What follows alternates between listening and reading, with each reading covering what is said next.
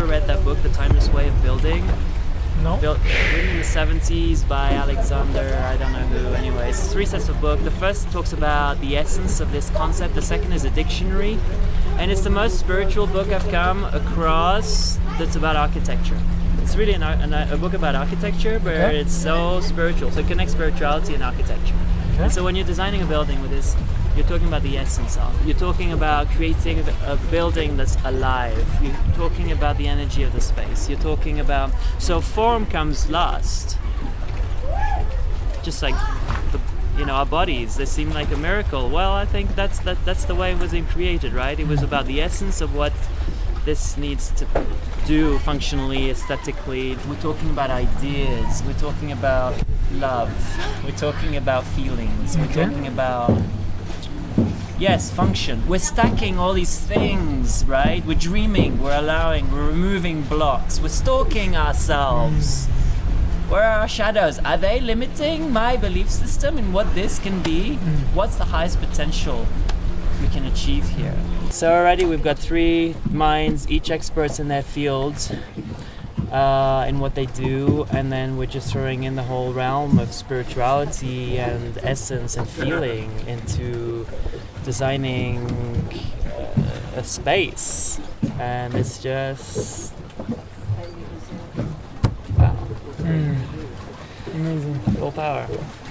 So I feel like I don't know, I've touched and lived using enough tools for personal development, and now they're like I'm throwing them right at this process of actually designing a building, and that's actually pretty fucking awesome.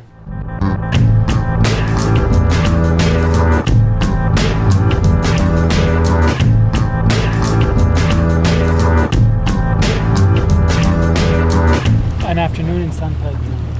It's gonna rock. What? It's gonna rock. We're gonna get lunch at the same time. Full international cuisine options for $4 a meal. Not done. It's like Guatemala for the social gringo life. It's the best value in Guatemala. It's a whole scene, and you get all these like. You can find a room for $2, probably still. Maybe 3. I mean, that was 13 years ago, and when I first came here. But I think still. And you eat awesome food for not much.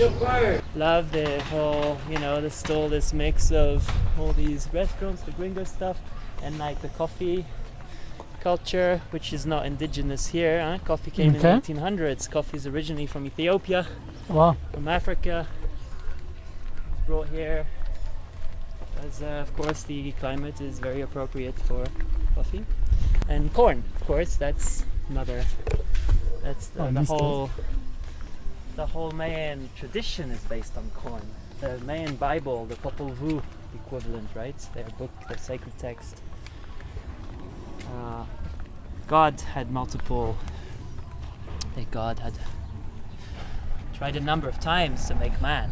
He tried with wood, he tried with earth, he tried and it didn't work each time. It would crumble, it would crack, it would mixing the 4 colors of corn together, and it worked. And so the red, the black, the yellow, and the white. Which the 4 races. Which, by the way, are also the 4 colors of the cardinal directions, the 4 spirits, all the archetypes. The elements, the direction, wheel, exactly. Right, the borrowed from the different tribal systems, right? And so, the man is made of corn. That's the prophecy. So corn is central to the belief system, and of course to the diet of the Americas. In Peru they have, I believe, over 30 different recognized and named varieties. I know there's hundreds. You go to Mexico and you talk to corn experts, they have hundreds. One of the things in Guatemala I've experienced at Lake Atelier is you just run into dogs. You never know what state they're in. Dogs have as much of a social life as we do. With humans, I'm talking. Right? dog walks into a bar. It's very true. Yeah. Or a cafe, or a... Oh Jesus! That's a fucking aggressive dog.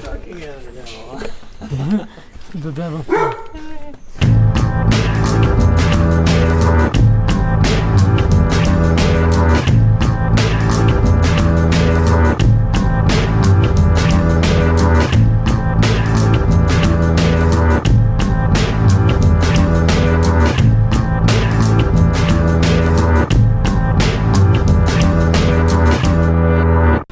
We are now at Greg's architect's pad, and they're going to do some brainstorming on his construction.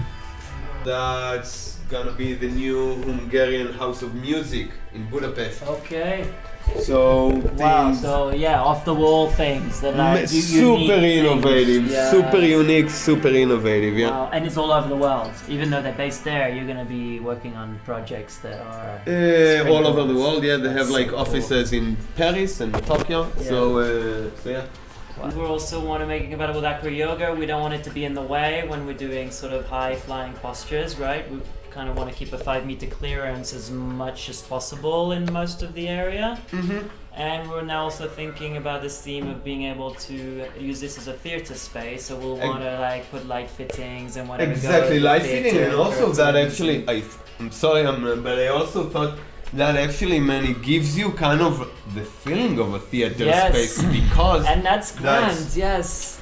Yes, that right? that's an architectural feature, an Yes. architectural element you Yes. use in places like Yes. that, in spaces like that. Yes. So. Yes. So basically, that's the lake. The Yeah. blue part is the lake, and that's the retaining wall, which is already built on site. Now, talking about it, it's going to be a multifunctional space, which started like as an acro yoga platform. But now we talked about it's gonna have more functions. We talked about today like the big functions as a theater, as a cinema, you know, because you already have like kind of the funnel, no, that it creates, no, the roof slopes up, and you have as a backdrop, maybe the most beautiful backdrop you can get for a theater in the world, no? We've touched on another thing right there. When you said openness, I thought open heart.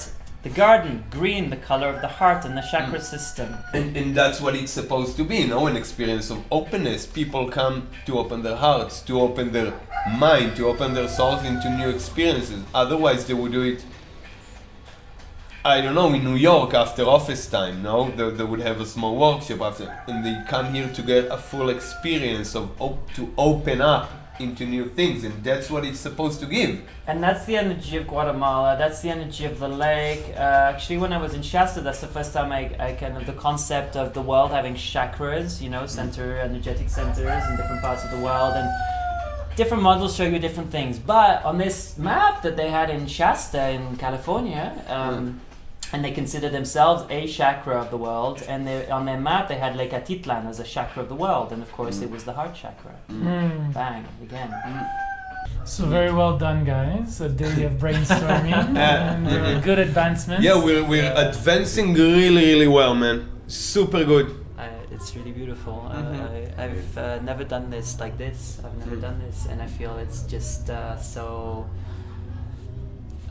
It's not scary. I wouldn't call it easy. It's just natural. Private boat home.